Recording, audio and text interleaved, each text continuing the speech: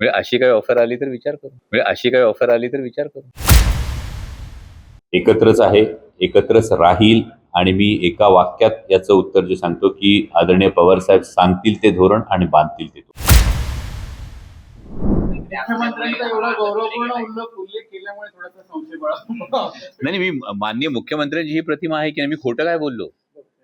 माननीय मुख्यमंत्र्यांना मला सांगा आता जे काही केंद्र पातळीवर वेगवेगळ्या नेत्यांची महत्वाच्या भविष्याच्या दृष्टीने नावं घेतली जातात, या प्रत्येकाचं एक वेगवेगळं डिस्क्रिप्शन हे दिल्लीच्या सर्कलमधून एक बघितलं जातं.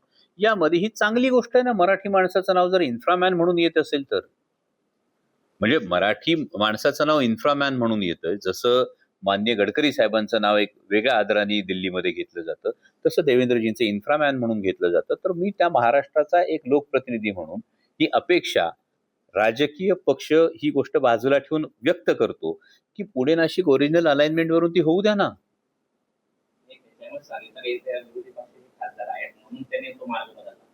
अशी ऑफर आतापर्यंत माझ्याकडे आली नाही. म्हणजे अशी काही ऑफर आली तर विचार करू. नाही, खरं तर काल सावित्रीबाई ज्योतिराव फुले ही मालिका जी मराठी वारसा या युट्यूब चॅनलवर सुरू आहे त्याच्या प्रमोशनच्या संदर्भात मी वार्तालाप साधत होतो आणि तेव्हा आपल्यापैकी एका पत्रकार बांधवाने मला हा प्रश्न विचारला की राजाभाऊ वाजे आणि अमोल कोल्हे भाजपत गेल्याशिवाय पुणे नाशिक रेल्वे होणार नाही का?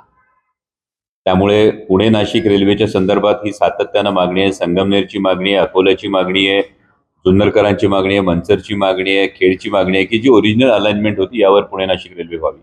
त्यावेळी त्या पत्रकार बांधवाने हा प्रश्न विचारला की तुम्ही भाजपत गेल्याशिवाय ही रेल्वे होणार नाही का? यावर माझा प्रतिप्रश्न त्यांना असा होता की अशी काही ऑफर आहे का? जर तशी काही ऑफर रेल्वेच्या संदर्भात आली तर त्यावर विचार करू. त्यामुळे मला वाटतं की हे रेल्वेच्या संदर्भामध्ये असणारं एक विधान होतं. या रेल्वेच्या संदर्भातल्या विधानाला काही वेगळा अर्थ काही जणांनी काढण्याचा हा प्रयत्न केला सध्याच्या राजकीय परिस्थितीमुळे. परंतु फार महत्वाची गोष्ट ही आहे की ही आमची सगळ्यांची मागणी आहे की Pune Nashik semi high speed railway ही जी आधी ठरली होती त्याच पद्धतीने ही व्हावी, ही जी आमची मागणी होती त्या संदर्भातला हा प्रश्न होता आणि त्याच्यावरचं ते उत्तर होतं.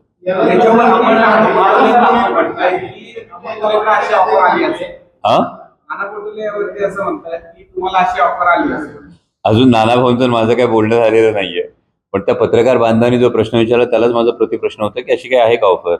रेल्वे होणार म्हणजे दुर्दैवानं काय परिस्थिती आहे की जर अशी गोष्ट झाली तर लोकांच्या हिताचं काय आहे, लोकांची मागणी काय आहे? पुणे नाशिक रेल्वे हे पुणे, मुंबई आणि नाशिक ज्याला आपण गोल्डन ट्रायंगल म्हणतो, हा गोल्डन ट्रायंगल जोडणारा हा प्रकल्प आहे. आणि या प्रकल्पासाठी जर अशा अटी काही असतील का असं जर पत्रकार बांधवांच्या मनात येत असेल तर एकूणच राजकारणाची दिशा कुठल्या दिशेने जाते याविषयी अंतर्मुख होऊन विचार करणं गरजेचं आहे. नेत्याचं म्हणणं आहे की शरद पवारांच्या गटामध्ये सुप्रिया सुळे वगळता उरणार नाहीये. मला वाटतं कधी कधी काही लोक दिवसा स्वप्न बघतात त्यातला हा प्रकार असेल. कारण राष्ट्रवादी काँग्रेस शरदचंद्र पवार पक्ष हा एकत्रच आहे, एकत्रच राहील आणि मी एका वाक्यात याचं उत्तर जे सांगतो की आदरणीय पवार साहेब सांगतील ते धोरण आणि बांधतील ते धोरण.